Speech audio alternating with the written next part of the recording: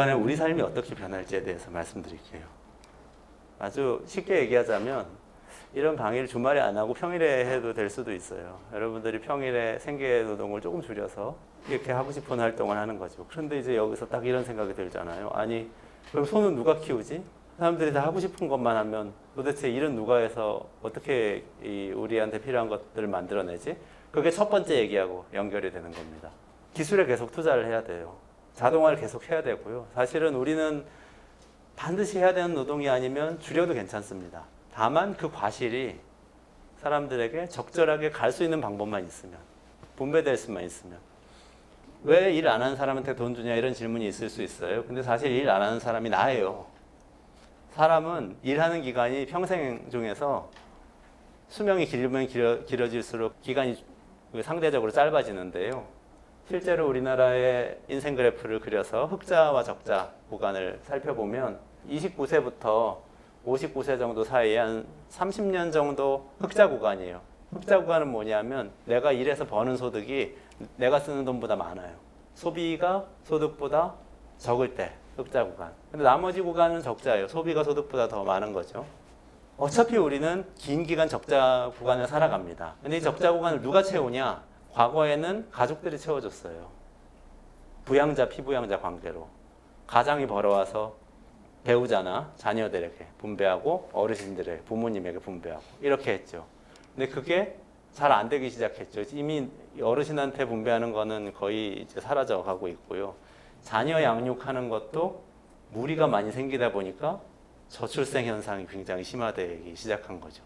자녀들한테 돈 퍼부어야 되는 게 너무 부담되니까 사실 혼인하고 출산하고 이거를 사람들이 미루게 되잖아요. 개인적인 특징이 있다기보다는 이런 문제가 저는 있다고 생각해요. 비용이 점점 늘어난다는 거.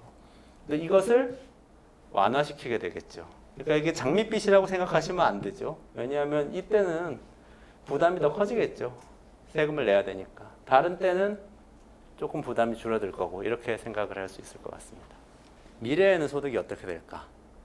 우리는 항상 어떤 직장에 들어가면 거기서 버는 돈, 그게 나의 소득의 전부, 100%, 그리고 거기서 잘리면 0%, 이렇게 생각을 하면서 살아오는데 익숙해져 있는데 사실 미래는 굉장히 바뀔 것 같아요. 낮에는 직장에서 몇 시간 일을 하다가 저녁 때는 유튜버로 활동하는 사람도 있을 수 있고요. 낮에는 라이더를 하다가 저녁에는 음악을 하는 사람들도 있을 수 있죠. 다 실제하는 인물들이죠. 지금 확산되지 않았을 뿐이지. 근데 그런 사람들이 점점 늘어날 거라고 생각합니다. 이렇게 기본소득이 우리의 삶에 밑둥을 받쳐주고 근로소득이 여전히 근로소득, 사업소득, 일을 해서 버는 소득이죠. 그 소득이 소득의 중심을 차지하고 그리고 그것 이외에 기여소득이 있을 거라고 생각하는데 이건 지금은 자원봉사로 하는 일이라든지 타인을 돕는 일이라든지 이런 것들이 사실 지역화폐라든지 크레딧이 되어서 지급될 가능성이 있다고 저는 보는데요. 이렇게 블렌딩이 되면 좋겠어요. 이렇게 될 것 같은데 빨리 될 수도 있고 늦게 될 수도 있겠죠. 근데 빨리 되면 좋겠다는 생각으로 기본소득세 연구를 저희는 했습니다.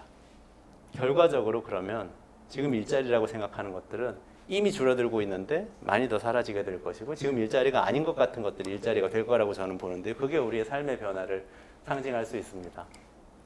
사회적 기업이 늘어날 거라고 봐요. 사회적으로 의미 있는 일을 하는 사람들이 늘어나는 거죠. 지금은 아주 최근까지만 해도 남들 돕는다던가 이런 일은 사람들이 일로 생각하지 않았어요. 그건 그냥 동네에서 하는 거지 이렇게 생각을 했었죠. 근데 그 조직적으로 그걸 하는 곳들이 많이 늘어나고 있어요. 주문실수식당이라는 곳은 일본에서 했던 실험인데요.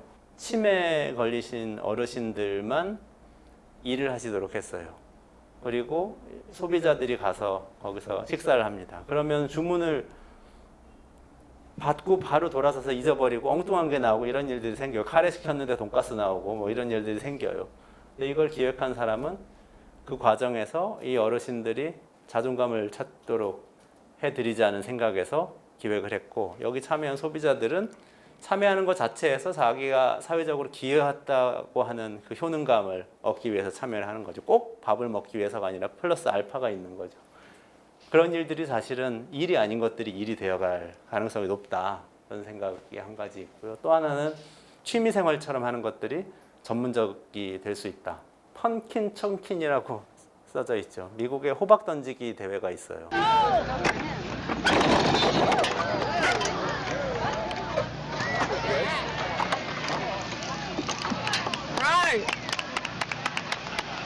호박을 멀리 던지면은 1등 하는 거예요. 벌판에서. 근데 호박을 처음엔 사람들이 이렇게 던지다가 나중에는 이런 무슨 이렇게 돌리다가 이렇게 확 던지는 이거 뭐라고 하죠? 이렇게 도구를 사용하기도 하다가 이제는 중장비를 가지고 와가지고 던지는 거예요. 그래서 막 집에서 1년 내내 그걸 준비를 해요. 집 마당에서 크레인 같은 거 막 조립해가지고 미국 전역에서 몰고 와가지고 이걸 막 던지는 거예요.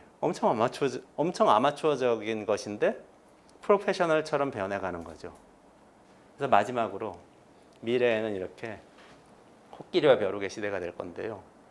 코끼리는 여전히 있을 거예요. 지금 우리가 목격하고 있는 대기업, 공공부문 이런 것들이죠. 그리고 플랫폼 기업이 굉장히 큰 코끼리가 될 것이고 이들은 여전히 있을 것이고 강할 것이고 부유할 것이고 많은 것들을 컨트롤할 수 있을 겁니다. 그렇지만 컨트롤할 수 없는 많은 벼룩들이 생길 거라고 저는 생각을 하고 이 벼룩들이 비참한 상태에서 플랫폼에 기생해서 사는 것처럼 살게 될 수도 있고 아니면 벼룩들이 굉장히 자유롭게 플랫폼을 잘 활용하고 코끼리 등에 올라탔다 내려왔다 하면서 살 수도 있는데 그 관건은 이 삶이 얼마나 보장되느냐, 벼룩들에게 기본소득이 얼마나 주어지느냐, 복지가 얼마나 주어지느냐일 거라고 저는 생각을 합니다. 만약에 두텁게 주어진다면 일하는 거, 노는 거, 배우는 거 이게 잘 구분되지 않는 예술가의 삶과 비슷한 삶을 많은 사람들이 살게 될 거라고 생각을 합니다. 기본소득제는 이런 혁신을 위한 것이다 라고 저는 생각합니다. 일하는 것, 노는 것, 학습하는 것 이것들이 일치된 형태의 삶으로 이게 사실 이상적인 인간의 형태인데 고대 그리스의 철학자들은 토론하는 것이 일이고 그 자체가 배움이고 거기서부터 또 기쁨을 느끼고 이런 사람들인데 그런 어떤 원형적인 형태의 일이라는 것에 다가가는 어떤 기폭제가 기본소득제를 통해서 마련될 수도 있지 않나 이런 생각을 했습니다. 네, 여기까지 말씀.